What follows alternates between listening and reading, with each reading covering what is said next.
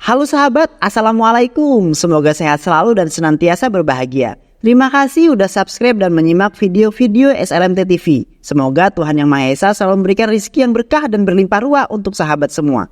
Nah, kali ini SLMT TV akan membawakan alur cerita film yang berjudul Nedi Singh. Nah, gak usah banyak basa-basi lagi, ini dia alur ceritanya.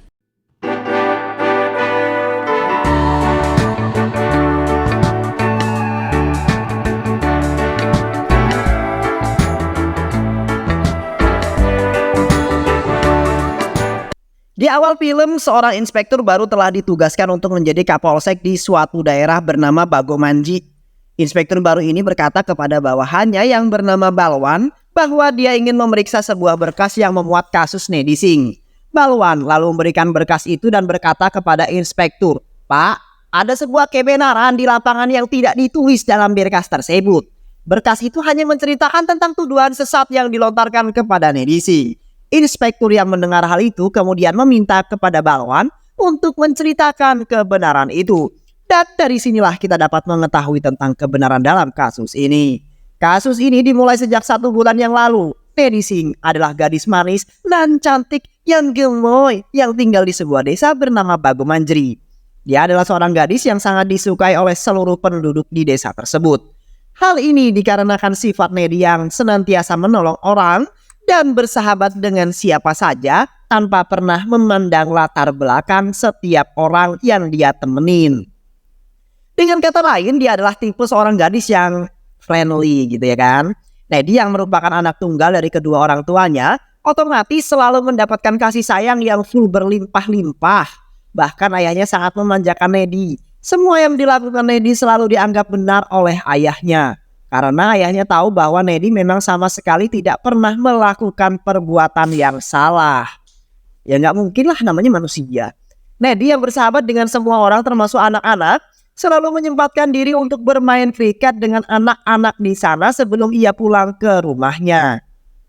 Suatu ketika saat sedang bermain kriket, bola yang dipukul Nedi mengenai seorang ibu tua yang sedang makan. Ternyata ibu tua itu merupakan ODGJ, anjay, orang dengan gangguan jiwa. Nedi lalu mengambil bola yang berada di dekat ibu tua itu tanpa ada rasa takut. Bahkan sesampainya di sana mereka berdua malah saling tukar dialog walaupun hanya sebentar. Tak lama kemudian Nedi pun pulang ke rumahnya. Ia langsung disambut dengan emaknya yang marah-marah karena Nedi pulang ke sorean. Kayak anak zaman dulu gitu, kalau pulang sore pasti suruh mandi gitu kan. Di tengah omelan itu tiba-tiba sahabat Nedi yang bernama Sano datang. Sano adalah anak dari seorang petugas BPN. Sano datang untuk mengajak Nedi pergi ke gedung aula kampung untuk menyaksikan sebuah teater. Sesampainya di sana, Sano dan Nedi sangat menikmati hiburan itu. Suatu hari di rumah Nedi dan Sano bersama anak-anak kampungnya sedang mengadakan nobar pertandingan kriket. Mereka sangat menikmati acara itu, bahkan sesekali bersorak ria. Namun ternyata ibu Nedi tidak menyukai sifat Nedi yang seperti itu. Ibu Nedi bahkan mengusulkan kepada suaminya untuk segera menikahkan Nedi. Namun ayahnya malah tertawa melihatnya karena melihat tingkah konyol putrinya tersebut. Singkat cerita, kini Nedi sedang dijodohkan pada seorang laki-laki. Ibu dari pria menanyakan tentang keahlian yang dimiliki oleh Nedi pada kedua orang tuanya. Kedua orang tua Nedi yang mendengar hal itu pun kebingungan mau menjawab apa. Karena yang mereka tahu, Nedi hanya menghabiskan waktunya dengan selalu bermain bersama teman-temannya. Nedi yang belum mau menikah kemudian pergi dari sana. Ternyata ia pergi untuk mengambil pistol-pistolan miliknya dan malah membuat keluarga pria itu cabut dari sana. Ayah Nedi yang melihat kekonyolan putrinya itu hanya bisa tertawa bahagia. Nedi yang sangat mencintai ayah dan ibunya belum mampu berpisah dengan mereka. Itulah mengapa hingga saat ini Nedi belum mau menikah dengan seseorang. Di tempat lain terlihat seorang pria yang sedang menggoda beberapa gadis yang lewat di hadapannya. Pria itu adalah Lali yang merupakan adik dari kepala desa yang bernama Durjan Lali. Penduduk di sana banyak yang tidak menyukai Lali. Hal ini dikarenakan kelakuan Lali yang berbanding terbalik 360 derajat dengan kakaknya yang baik hati lagi bijaksana. Suatu hari ayah Sano yang sedang duduk didatangi oleh Lali. Lali ingin agar ayah Sano menyetujui tanah yang akan dijual kepada dirinya. Namun, permintaan Lali itu selalu ditolak oleh ayah Sano dengan alasan bahwa para penduduk akan menderita bila tanah itu dijual hanya demi kepentingan pribadi. Namun Lali selalu bersikeras dan mendesak ayah Sano. Hal itu membuat ayah Sano hanya diam tak ingin menanggapi. Lali lalu memberikan tenggat waktu untuk ayah Sano berpikir sebelum kemudian pergi dari sana. Lali sempat melirik Sano. Sano lalu bertanya pada ayahnya, siapa pria tersebut? Ayahnya tak menjawab dan malah menyuruh Sano masuk ke dalam kamarnya. Di sisi lain, Lali yang mengetahui bahwa kakaknya akan mencalonkan diri menjadi menteri, memberikan sebuah masukan kepada kakaknya dengan akal sosoknya itu. Kakaknya jelas menolak masukan Lali yang busuk. Kini, hari pencoblosan semakin dekat.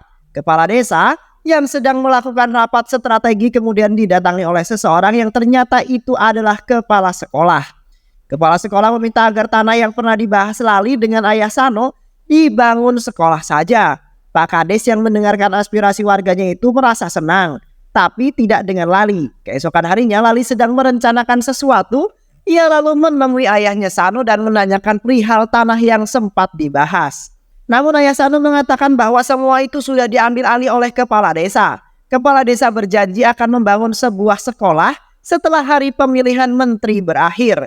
Lali lalu kesal dan meminta agar ayah Sano bisa membuat tanah itu menjadi tanah yang bersengketa. Namun ayah Sano menolaknya. Hal itu mengakibatkan Lali kesal dan kembali mengancamnya. Di perjalanan pulang, Lali tak sengaja melihat Sano yang sedang berjalan dengan Nedi. Lali lalu menghampiri dan menggenggam tangan Sano. Hal itu kemudian membuat Nedi kesal. Nedi lalu mengancamnya. Namun Lali justru malah bangkit menantang Nedi. Di kantor polisi terlihat Balwan yang sedang merapikan berkas-berkas dan seorang inspektur polisi yang tengah duduk di kursi. Kita sebut saja dia inspektur lama. Balwan lalu bertanya pada inspektur mengapa inspektur tidak peduli dengan pistolnya.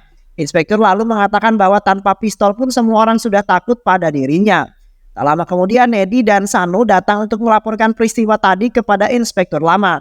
Pada awalnya inspektur lama sempat menolak laporan tersebut. Namun berkat nasihat Balwan yang menjelaskan bahwa ini juga merupakan suatu kejahatan yang wajib dicatat, maka inspektur pun berjanji akan memberikan teguran kepada adik kepala desa tersebut.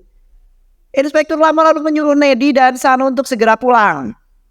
Namun bukannya menegur dan memberikan sanksi kepada Lali, inspektur justru menceritakan tentang dua gadis yang melaporkannya karena telah diganggu Lali. Lali yang mendengar hal itu kemudian berjanji bahwa ia akan mengurusnya. Keesokan harinya Nedi pergi untuk menemui ibu tua ODGJ tersebut untuk memberikan ibu tua ODGJ itu sekantung buah-buahan. Tak lama kemudian Sano menelponnya. Ia berkata kapan Nedi akan pergi ke rumahnya. Sebentar lagi aku akan pergi ke rumahmu, ujar Nedi. Sano yang masih menelpon Nedi kemudian mendengar suara ketukan pintu lalu membukanya dan ternyata itu adalah Lali CS coy. Sano yang takut akan kehadiran Lali kemudian berteriak memanggil Nedi. Nedi yang mendengar suara Sano yang sedang terancam dengan gercep mengayuh sepedanya hingga membuatnya sempat nyungsep jatuh ke tanah. Nedi lalu bangkit berlari sekuat tenaga untuk menemui Sano. Ternyata Lali kesal karena Sano telah melaporkannya ke kantor polisi. Lali CS yang melihat di rumah Sano sedang sepi, kemudian mengwik-wik Sano secara brutal. Anjay. Singkat cerita, Nedi sudah sampai di rumah Sano. Nedi terkejut melihat rumah Sano yang sudah berantakan. Betapa histerisnya Nedi ketika mengetahui bahwa Sano sudah lemas tak berdaya akibat diwik-wik secara brutal yang dilakukan oleh Lali CS. Sano terus menangis histeris di pelukan Nedi hingga akhirnya ia pingsan tak sadarkan diri. Nedi dengan segera langsung membawa Sano ke rumah sakit ditemani oleh ayahnya dan kepala sekolah. Sano yang sudah sadar terus-menerus menangis sambil menahan sakit. Ayah Sano yang sudah tiba di sana hanya bisa menangis. Mengapa hal tragis ini bisa menimpa putrinya? Nedi kemudian datang berusaha untuk menenangkan ayah Sano. Tak lama kemudian dokter datang dengan membawa kabar duka. Dokter lalu meminta maaf dan berkata bahwa Sano tidak bisa diselamatkan dan kini sedang berada di sisi Tuhan yang Maha Esa. Mudah-mudahan tenang ya. Ayah Sano yang mendengar itu kemudian menangis sejadi-jadinya. Di sisi lain, inspektur lama bersama anak buahnya datang ke rumah sakit untuk memeriksa kondisi Sano. Dokter lalu menjelaskan bahwa Sano telah meninggoy. Inspektur merasa lega dan memerintahkan anak buahnya itu membuat laporan kematian bahwa Sano tewas karena sengatan listrik. Nedi yang mendengar itu kemudian marah dan protes keras. Nedi menjelaskan bahwa Sano tewas karena diwik-wik secara brutal oleh Lali CS. Namun Inspektur lama sekali tak mendengarkan penjelasan Nedi. Inspektur menganggap bahwa saat ini Nedi sedang melantur karena syok atas kematian sahabatnya. Tak lama kemudian dokter kembali datang mengunjungi Nedi. Namun kali ini dokter datang untuk memberikan laporan kematian Sano yang meninggal karena telah diwik-wik secara brutal. Nedi kemudian merundingkan masalah ini dengan orang-orang yang hadir di sana. Ayah Nedi mengatakan bahwa kasus ini harus segera dilaporkan ke polisi. Tapi Nedi menolaknya karena Nedi tak lagi mempercayai pihak kepolisian. Kepala sekolah lalu menyampaikan usulannya bahwa ada seseorang yang bisa memberikan keadilan pada kasus ini, yaitu Durjan, kepala desa kita. Singkat cerita, kini Nedi bersama semua orang-orang berbondong-bondong pergi menemui kepala desa. Kepala desa yang melihat rombongan orang itu lalu terkejut dan segera turun menghampiri mereka. Kepala desa lalu bertanya maksud dan tujuan mereka semua datang kemari. Nedi lalu menjelaskan bahwa Lali yang merupakan adik kepala desa telah membunuh Sano dengan mewik-wiknya hingga mautnya tiba. Kepala desa yang mengetahui hal itu kemudian marah, memanggil Lali dan langsung menamparnya tepat di hadapan mereka semua. Kepala desa meminta agar Lali segera ditahan. Kepala desa lalu meminta maaf kepada semua orang yang ada di sana. Ia juga berjanji akan menghukum Lali seadil-adilnya, walaupun Lali memiliki darah yang sama dengan dirinya. Tapi dia minta waktu hingga batas pemilihan selesai. Nedi lalu meminta agar kepala desa menepati janjinya. Nedi takut karena Lali adalah adik kepala desa, oleh karena itu akan membuat kepala desa berpikir lagi untuk menghukum Lali. Kepala desa hanya bisa terdiam dan melipat tangannya mendengar hal tersebut. Singkat cerita, kepala desa sedang melakukan kampanye. Dia mengeluarkan jurus janji 1000 janji bahwa jika ia berhasil terpilih menjadi seorang menteri, maka dia akan mensejahterakan rakyat di sana. Belusukan ke sana ke sini juga sudah dilakukan oleh kepala desa. Kini hari pemilihan pun tiba. Singkat cerita, kepala desa berhasil menjadi seorang menteri. Sementara itu di rumah Nedi, orang tuanya mengingatkan Nedi untuk lebih berhati-hati lagi mulai saat ini. Karena mereka tak ingin sesuatu terjadi kepada Nedi. Di saat yang bersamaan terdengar suara ketukan pintu. Ternyata yang mengetuk itu adalah kepala desa. Kepala desa lalu mengoreksi perkataan ayahnya Nedi bahwa mulai sekarang ayah Nedi harus memanggilnya Menteri Durjan Singh. Pak Menteri datang dengan maksud untuk memenuhi janjinya kepada Nedi. Pak Menteri lalu meminta laporan kematian Sano. Nedi tanpa curiga sedikit pun lantas memberikan bukti laporan itu. Dan mak diduga mak disangkut, Pak Menteri justru merobeknya. Anjay, ya kalau sudah adiknya berbuat jahat, kakaknya ya mana mungkin lah nggak bela gitu ya kan. Semua orang terkejut. Pak Menteri lalu berkata bahwa kebaikannya selama ini hanya untuk memenangkan hati warga agar memilihnya menjadi seorang menteri. Lali tiba-tiba muncul sambil melipat tangannya seperti orang minta maaf. Pak Menteri menyuruh Lali untuk menunjukkan kepada mereka apa itu keadilan yang sebenarnya. Keempat teman Lali kini telah datang. Lali CS selalu menyerang keluarga Nedi. Ayah Nedi berusaha melawan dan menghadang mereka. Sementara ibunya menarik Nedi untuk segera mengamankan diri ke dalam rumah. Namun ayah Nedi yang bukanlah seseorang Superman tidak mampu melawan mereka semua. Mereka lalu menyiksa ayah Nedi hingga babak belur. Mereka juga turut menyiksa ibunya Nedi hingga terluka parah. Sementara Nedi hanya bisa menangis melihat kedua orang tuanya yang tengah disiksa. Nedi kemudian berhasil ditangkap dan dipaksa untuk menyaksikan kekejaman yang dilakukan oleh Lali. Lali lalu mengambil sebuah kapak dan mengkampak punggung ayah Nedi. Nedi yang menyaksikan kekejaman itu tak berdaya dan tak mampu berbuat apa-apa. Ya Allah, mengenaskan sekali bro. Nedi yang lemas karena histeris kemudian diseret ke dalam gudang untuk diwik-wik. Anjay gak sih? Namun Nedi yang meraba-raba gudang berhasil mengambil sebuah parang. Nedi bangkit luka, marah dan mengeluarkan kekuatannya. Nedi berhasil menebas dan menghabisi satu persatu teman-teman Lali dengan parang yang ada di tangannya. Kini hanya tersisa 3 orang lagi termasuk Lali. Di tengah hujan yang tiba-tiba turun, mereka saling mengawasi satu sama lain. Namun ternyata Lali dan kedua temannya ketakutan dan memilih untuk melarikan diri. Nedi mengejar mereka. 1 orang berhasil dihabisi dan 1 orang lagi berhasil dilumpuhkan dalam kondisi sekarat. Kini hanya tinggal Lali seorang. Namun Lali berhasil melarikan diri. Nedi melampiaskan kemarahannya dengan menghantam batu tepat ke kepala teman Teddy yang masih sekarat. Nedi kemudian kembali ke dalam rumah. Dia sangat histeris dan terpukul melihat ayah dan ibunya yang sudah tewas terbujur kaku di lantai. Nedi kini telah kehilangan orang yang sangat dicintainya. Beberapa saat kemudian semua orang datang dan menyaksikan pembunuhan itu, namun Nedi sudah pergi dari sana. Inspektur Lama dan anak buahnya turut hadir ke TKP. Inspektur meminta agar anak buahnya menulis laporan tentang Nedi yang sakit jiwa, kini membantai habis seluruh keluarganya. Anjay, inspektur goblok. Mereka semua yang ada di sana tak percaya karena Nedi selama ini dikenal sebagai anak yang baik hati. Namun Durjan dan adiknya Lali datang menyebarkan fitnah dan menghasut warga bahwa Nedi kini benar-benar sudah gila. Bahkan Nedi sempat menuduh adiknya Lali sebagai pelaku pemerkaos terhadap dirinya. Durjan juga meminta agar tidak ada satupun warga yang mau melindungi Nedi. Esokan harinya, jasad ibu dan ayah Nedi hendak dikremasi. Lali sengaja datang untuk melihat apakah Nedi akan hadir di sana. Namun Lali tak melihat kehadirannya, padahal Nedi sebenarnya hadir melihat proses pengkremasian kedua orang tuanya dari kejauhan. Hari demi hari terus berlalu. Sebagian besar warga di sana terus membicarakan tentang Nedi. Mereka masih tak percaya jika dengan apa yang dituduhkan kepada Nedi. Sementara itu di rumah Durjan, terlihat Lali yang masih terus-menerus gelisah lantaran Nedi masih belum ditemukan. Durjan mencoba menenangkan Lali dan berjanji akan segera menangkap Nedi. Nedi ternyata sedang bersembunyi di sebuah tempat. Nedi ketakutan karena mendengar langkah kaki orang yang hendak datang menghampiri dirinya. Ternyata orang itu adalah ibu tua yang selama ini dikira ODGJ oleh Nedi dan warga setempat. Ibu tua itu membawakan Nedi sepiring makanan. Ya Allah, sebuah kebaikan pasti akan dibalas kebaikan. Dan ibu ODGJ ini tahu. Gila gak sih kalau pernah dibaikin sama si Nedi? Masya Allah. Nedi lalu memakannya dengan sedikit belepotan. Melihat Nedi yang seperti itu, ibu-ibu itu pun kembali mengatakan perkataan yang dulu Nedi ucapkan. Udah tua kok ya makan nasi sambil belepotan.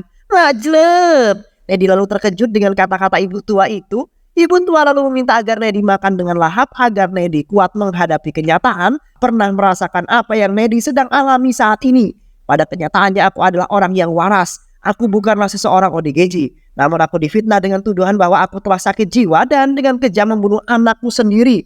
Aku difitnah selayaknya yang sedang dialami Nedi. Nedi lalu memeluk ibu tua itu. Ibu tua lalu menyemangati Nedi dan yakin bahwa Nedi adalah wanita yang kuat. Nedi pasti bisa melewati ini. Kini Nedi yang mendengar kata-kata ibu tua tengah overpower bertekad untuk membalaskan dendamnya. Di suatu malam, Lali sedang menghadiri sebuah pesta bersama Inspektur Lama dan yang lainnya. Mereka sedang bergembira dan mabuk-mabukan di sana. Singkat cerita, kini Lali sedang mengendarai mobilnya untuk pulang ke rumah. Namun di tengah jalan ia menyadari ada seseorang yang sengaja menutup jalan dengan menaruh tumpukan-tumpukan batu di tengah jalan. Lali kemudian turun dengan sempoyongan berusaha untuk menyingkirkan batu-batu itu, namun secara tiba-tiba Nedi sudah memegang kemudi mobil Lali. Lali yang melihat Nedi langsung terkejut. Nedi langsung bergegas mobilnya untuk menabrak Lali. Lalu kemudian terbang dan tersungkur. Nedi masih tidak puas. Nedi lalu mengundurkan mobilnya dengan sengaja untuk melindas kaki Lali. Lali masih bisa bergerak berniat untuk kabur menyelamatkan diri. Namun Nedi kembali mengegas mobilnya hingga menjepit Lali yang membuatnya tewas ketika. Kini Lali tewas mengenaskan di tangan Nedi. Esokan harinya Durjan dan inspektur bersama jajarannya datang ke TKP. Durjan telah mengira pasti ini adalah perbuatan Nedi. Durjan meminta agar inspektur segera menangkap Nedi jika dirinya tak ingin bernasib sama dengan Lali. Inspektur yang ketakutan kemudian kembali ke kantornya untuk mengambil pistol yang selama ini tidak ia pedulikan. Balwan yang ada di sana pun menanyakan hal tersebut, mengapa sekarang inspektur membutuhkan senjatanya. Namun inspektur malah memarah-marahi Balwan dan segera pergi untuk mencari Nedi. Dia keliling-keliling bertanya kepada semua orang tentang keberadaan Nedi, namun nihil. Tak ada satupun warga yang menjawab bahwa mereka mengetahui keberadaan Nedi. Inspektur Lama menduga bahwa warga pasti melindungi Nedi. Ya iyalah, gila aja sih aparat yang gak jelas, gak bisa menerapkan hukum yang benar, kemudian mau tanya orang yang memang betul-betul baik. Dan benar saja ternyata saat ini Nedi tengah bersembunyi di rumah Ayah Sanu. Ayah Sanu yang mengetahui bahwa Nedi berhasil membunuh Lali mengucapkan terima kasih yang sebesar-besarnya. Ayah Sanu juga mendoakan semoga Nedi diberikan umur yang panjang. Nedi justru malah mengatakan hal demikian. Aku tidak butuh umur yang panjang. Aku hanya butuh keadilan. Anjay. Di malam harinya di kantor polisi, terlihat inspektur Lama yang sedang menghisap bubuk merica. WKWKWKW. Namun inspektur langsung terkejut ketika Nedi muncul di hadapannya.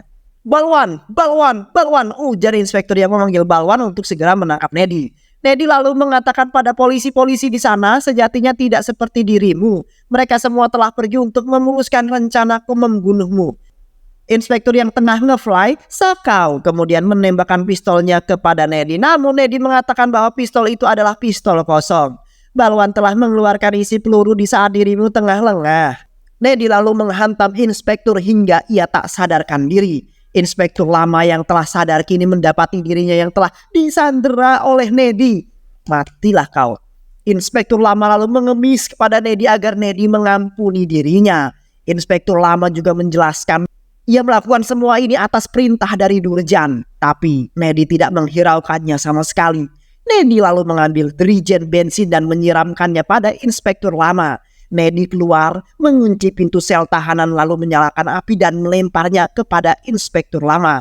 Inspektur lama kini tewas, terbakar dan gosong. Makan tuh, mati kamu. Matilah. Dirinya telah menjadi abu gosok di dalam sel. Scan kemudian kembali ke masa kini. Setelah mendengarkan kisah Nedi dari Balwan, inspektur baru meminta Balwan untuk membawakannya menemui Nedi. Balwan dengan senang hati akan mengantarkan inspektur baru asalkan dirinya berjanji tak akan menangkap Nedi. Singkat cerita, kini Balwan telah mempertemukan inspektur baru dengan Nedi. Inspektur minta agar Nedi menyerahkan diri dan dia berjanji akan memberikan keadilan untuk Nedi. Namun Nedi menolaknya. Nedi akan meraih keadilan dengan tangan dan caranya sendiri. Inspektur menjelaskan bahwa cara yang dilakukan Nedi itu salah. Namun Nedi menuliskan sebuah angka di lantai. Nedi bertanya, angka berapakah ini? 9, ujar inspektur. Namun jika kau berada di posisiku, ini adalah angka 6, ujar Nedi. Lalu dengan bijaknya menjelaskan kepada inspektur baru itu bahwa saat ini kita sedang berada di jalan yang benar walaupun berada di posisi yang berbeda. Kau benar di tempatmu dan aku benar di tempatmu. Oleh karena itu mulai saat ini kita akan lakum dinukum waliyadin. Inspektur baru yang mendengar hal itu lalu pergi bersama Balwan. Di sisi lain, di kediaman Durjan, dirinya sangat kesal karena telah kehilangan 2 kaki tangannya yaitu Lali dan inspektur lama. Durjan lalu bersumpah bahwa ia akan segera menghabisi Nedi. Sementara itu Nedi tengah berdoa dan meminta restu agar diberikan keberkahan dan kekuatan untuk menghabisi Durjan. Di lain sisi, Durjan diberitahu anak buahnya bahwa mereka telah berhasil menemukan Nedi. Nedi yang sedang membasuh wajahnya kemudian digerebek oleh anak buah Durjan. Namun Nedi tak kehilangan akal. Dia lalu mencabut kabel PLN dan melemparnya ke dalam lumpur tepat di mana anak buah Durjan berada. Dan kini mereka semua tewas karena tersetrum listrik. Entar siapalah ya yang akan bayar listriknya itu. Woi. Inspektur baru kemudian mendapatkan laporan bahwa ada salah seorang warganya yang sedang bentrokan. Nedi lalu keluar dari tempat persembunyian dengan sebuah pistol yang didapatkannya karena menang giveaway. Nedi lalu menembakkan pistol untuk menghabisi anak buah Durjan satu demi satu yang terus saja memburunya. Nedi sempat terpojok karena berhasil ditodong oleh anak buah Durjan. Namun Nedi dengan gesit berhasil merebut pistol itu dan membunuh anak buah Durjan. Aksi kejar-kejaran terus terjadi. Kini Nedi berhasil sampai di pemukiman penduduk. Anak buah Durjan masih mengejarnya. Namun Nedi berhasil menghabisi mereka semua dengan gerakan gerilyanya. Nedi melihat Durjan yang sedang mengatur strategi untuk menghabisi Nedi. Nedi yang melihatnya langsung membidik Durjan dan menembaknya. Namun sayang tembakan Nedi meleset dan hanya membunuh anak buah Durjan. Mereka lalu membalas tembakan Nedi dan adu tembak pun terjadi. Peluru mereka berhasil menghujam tangan Nedi. Namun Nedi dengan nekatnya berlari sambil menembak mereka. Durjan dan anak buahnya berhasil menembak Nedi. Perut Nedi mulai bersimbah darah dan secara perlahan lemas jatuh tersungkur. Durjan yang melihat itu sangatlah senang karena Nedi telah tewas berhasil dibunuh. Durjan kemudian memanggil semua warga dan mengumumkan bahwa dirinya telah berhasil menghabisi Nedi yang selama ini meneror warga yang selama ini meneror kepolisian. Durjan lalu menambahkan mau tidak mau, suka tidak suka, kini dirinya lah yang akan menjadi penguasa dan kalian harus menerimanya. Balwan bersama inspektur baru kemudian datang ke TKP. Mereka sedih karena menyaksikan Nedi yang tersungkur bersimbah darah. Namun secara tiba-tiba Nedi yang masih memiliki hutang karena belum membayar listrik PLN yang tadi untuk nyetrum anak buahnya si Durjan kemudian bangkit dari kuburnya dan membuka matanya. Inspektur baru yang menyadari hal itu langsung melemparkan pistol kepada Nedi. Nedi lantas mengambil pistol itu, dia lalu berdiri dan boom, headshot, chain slugger. Peluru Nedi tepat menembus kepala Durjan dan Durjan tewas seketika. Inspektur baru bersama Balwan lalu cabut pergi dari tempat tersebut. Sementara seorang anak kecil datang meraih Nedi yang sedang menahan rasa sakit Semua orang di sana bertepuk tangan atas keberanian Nedi yang berhasil membalaskan dendamnya. Di saat bersamaan juga mereka membantu Nedi agar segera diobati. Balwan yang sedang bersamaan dengan inspektur baru kemudian bertanya, apa yang harus kutulis di dalam laporan, Pak? Kau bertanya laporan apa yang akan kita tulis, Balwan? Tidak ada, karena Nedi lah yang telah berhasil menulis sejarah. Dan film pun selesai.